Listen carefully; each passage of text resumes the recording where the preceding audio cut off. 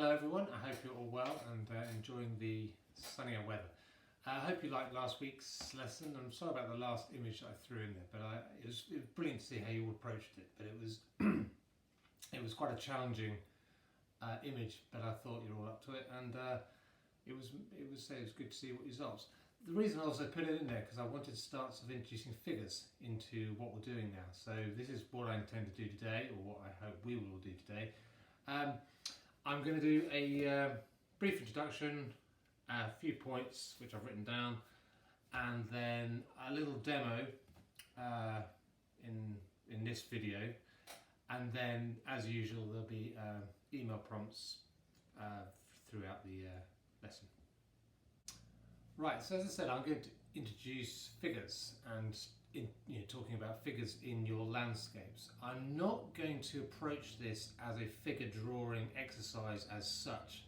So if any of you are doing figure work or have done a figure work and you see sort of, not errors, but you can see sort of better ways of doing it, that's fine. What I'm trying to do is break down figure work into how to simplify it so that figures work well in the landscape. So it's a simplification of what we're intending to do. So just want to say a couple of short points, and I'll go on to my longer points. So for the point about putting a figure in a landscape, you don't need to understand figure work as anatomically perfect as you would if you were doing figure drawing or life work. We only need basic information or a basic understanding that I think we all probably have already. The one thing I want to say that is important is, even with basic understanding and just by observation and literally looking, we can improve the way we use figures in the landscape. And I just think one thing I want to try and get away from, and I know with my own work, is doing what I think is a nice landscape. Then I put in some figures and it kind of goes south.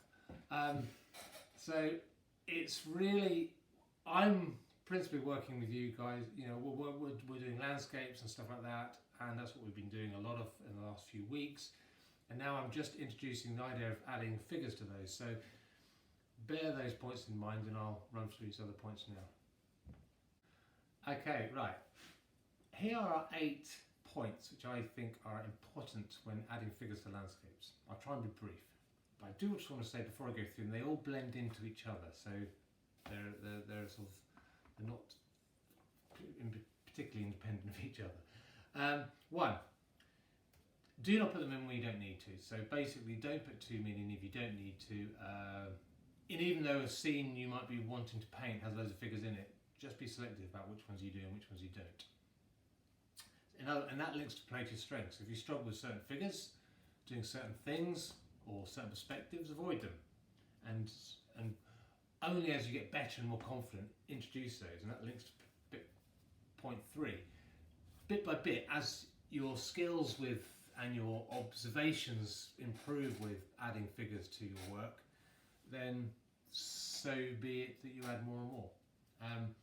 Right, treat them as the same as you do the other bits of the painting. So try not to think, to do the whole painting and think, oh, we'll do the figures. Just like we've done with the other week, we saw the figures in the trees and the shadows. They kind of blend into each other, and that's how we should see them. They're all just different shapes on the paper or the canvas. Use the same style and technique. So don't do the painting in one style and do the figures in the other, because then they'll stand out. You've all, as we can see from the gallery, you've all got amazing different styles now, and it's brilliant to see them all. And you can learn from each other and adapt each other's styles and learn them into your own into your own armour. But don't try not to change techniques, as I said, as you go through the painting. Really important, don't obsess with detail. Just forget it. If figure work's one thing, putting figures into the landscape, they're just you do not need any level of detail. You don't need fingers, feet. It's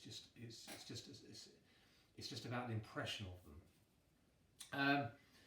Right, the last 2. The figure should blend into the landscape. It should be part of the landscape. Okay, so again, it links to all the rest. Try not to think of it as anything else. It's just something that's there which comes to my last point. What is it saying? What is the narrative about the figure? Why is it there?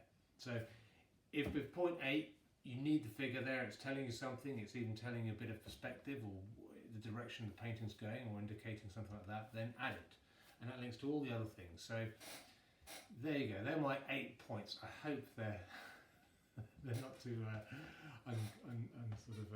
too messy, but I think you get the point. And if you want, you can bring me on and I'll go through them again later.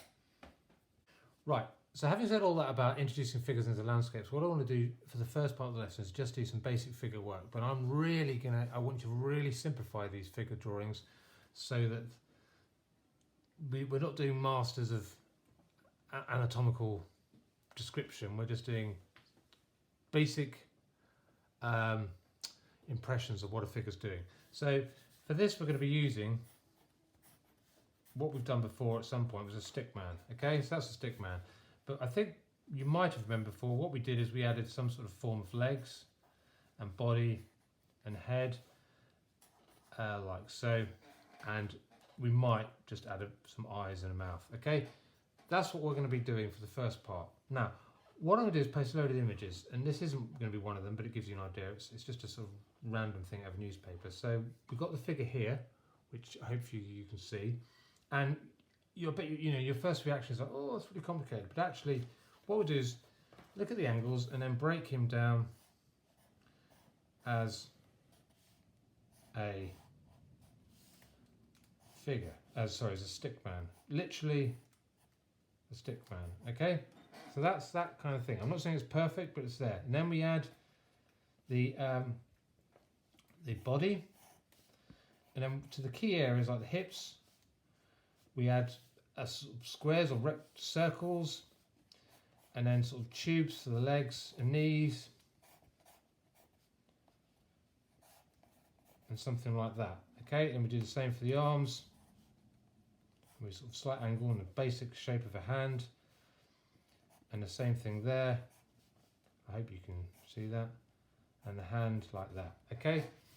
So what we've done, we've got the key points. So add a bit of a chest sort of shape there. Shoulders. So where there's junctions, we put little circles, and then we basically join with sausages. And you could, if you like, put a nose, but that's you can tilt the head back or something like that. But that's as detailed as I want you to work at for the time being, okay? But they'll get more complicated. So I'm just going to break that down again. We draw the simple figure that I'm showing you as a stick man. So let's look at this one here, next to him. Okay, so stick man, something like that. I'm rushing this one now. And a head. Then we bulk up the body, add the kind of hips, the knees, and you can add a bit of tone into the calves if you like. There's no sort of actual shoot, so you've got a foreshortened arm there and one there. Add the back, and then the head. So sausages, round things, squares, whichever angles they are, and then that is your basic figure. So again, if we can now hatch him in, there we go, and that's your figure. So that's quite a complicated figure. That's a bit less complicated, but you get the same sort of point. Now, one thing to bear in mind: ratio. Heads, they tend to be about 1 to 7. Okay, children tend to be 1 to 4. So what we don't want is heads and bodies like that. We want a nice sort of head on top of a sort of body like that. So the ratio is right. Okay, that's my little explanation. I will post you again at 10:30 and we'll go through the images, and please talk to me, and again I'll come back to this explanation to break them down into simple things. So please watch this again if you want to, and I'll speak to you in a bit. Thanks.